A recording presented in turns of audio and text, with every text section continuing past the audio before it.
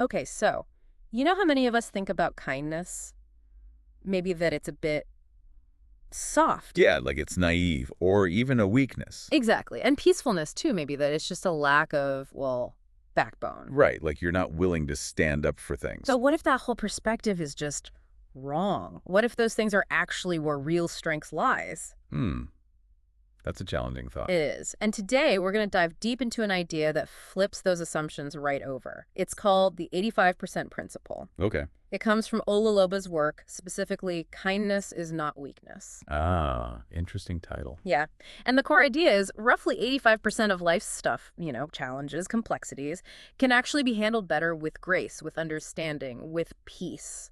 So not necessarily avoiding conflict, but choosing a different approach most of the time. Exactly. It's about knowing when confrontation is needed, which is maybe only like 15% of the time, and using grace for the vast majority. Okay, I'm intrigued. So our mission here is to unpack why we often get kindness and peace so wrong. And maybe reveal the power in them. Precisely.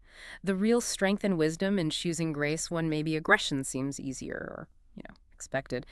Let's get into it. All right. So let's tackle that first big one. Kindness being seen as foolishness. You know, that idea that being kind just opens you up to being taken advantage of, makes you a soft touch. Right. It's a really common view, isn't it? It is. But what does the principle say about that? Well, it counters it directly. It argues that choosing kindness isn't about being blind or ignorant. It's actually a very conscious choice. Conscious how? It shows real strength, self-awareness, Hmm? and it shows you actually understand people, how things work. It's not coming from naivety. Okay. Like the example in the source. The person listening patiently to a colleague just goes on and on with complaints. Oh yeah, that one. Offering support, even though maybe inside they're thinking, here we go again. Right. We've all been there, maybe on either side of that conversation. The point is that listener isn't being easily manipulated, are they? No, not according to this idea. That act is actually showing high emotional intelligence. Okay. It's a deliberate choice. They're choosing to build a connection, or at least maintain it, rather than just shutting down or starting a fight. There's power in that. I see. So managing the situation, essentially. Exactly.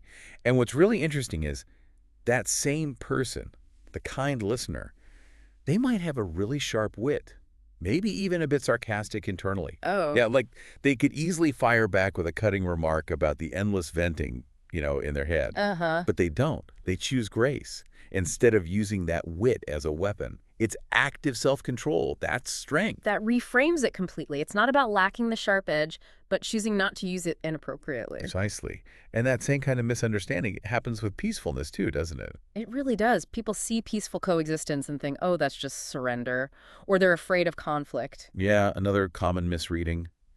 But a commitment to peace, according to this principle, isn't passive. It's an active focus on harmony. Okay, active focus. It's not that strength is absent. It's that restraint is present. And that requires a certain kind of courage. Yeah, definitely. What kind of courage are we talking about? Well, think about it. Walking away from a shouting match instead of jumping in deeper, That's hard. or forgiving someone properly without letting resentment just fester. Right, letting it go. Or really trying to understand where someone else is coming from, even when you totally disagree, instead of just trying to score points or win the argument. Those aren't weak actions at all. They take serious effort. They really do. And this is why people who operate this way often confuse others, especially those who think power only comes from being aggressive or dominant. Yeah, you might underestimate someone who's calm. Totally. You might mistake that calm exterior for, I don't know, a lack of passion or resolve. But it's not that. No.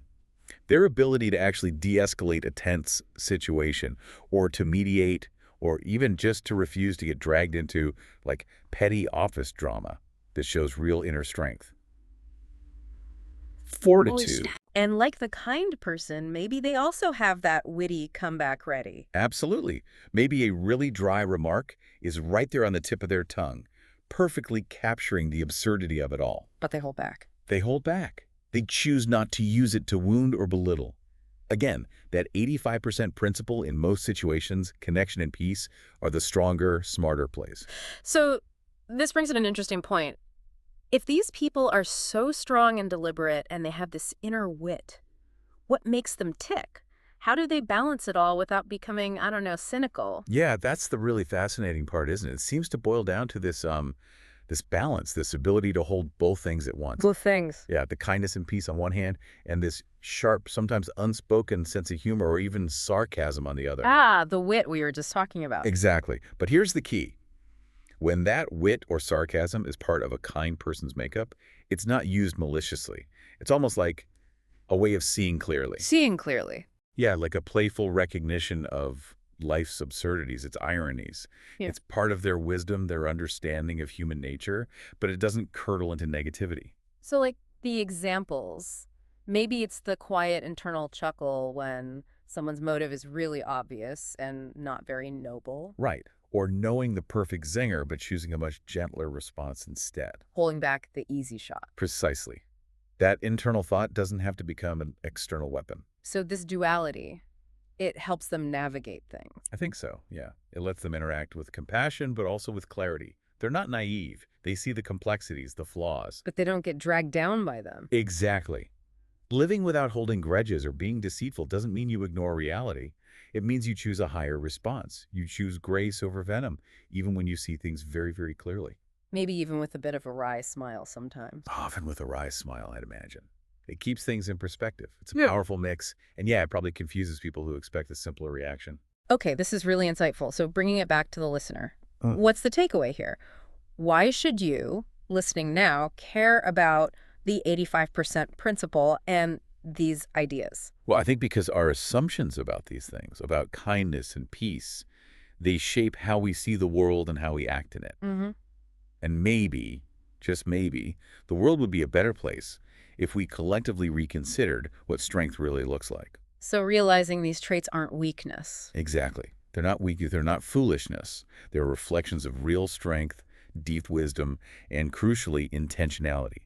It's a conscious, strategic way of engaging with life. So the kind and peaceful people we meet, they're not clueless. Not at all. They're deliberate. And they're not doormats. No, they're incredibly resilient. And okay, maybe they do have that sharp, witty side underneath it all. They might well do, but the point is, they choose how and when and if to use it.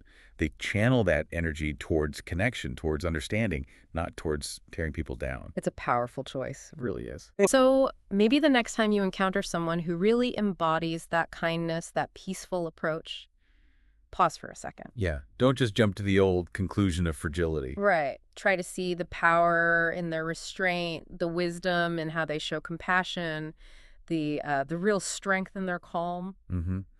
Because, as we've kind of explored here, choosing that path, it's not easy. No, it takes immense courage, clarity too, and yeah, maybe even that touch of inner humor to handle it all without losing your way. Definitely. So here's something to think about. What if you started to reframe how you see kindness and peace, both when you see it in others and maybe when you feel it in yourself? Interesting question.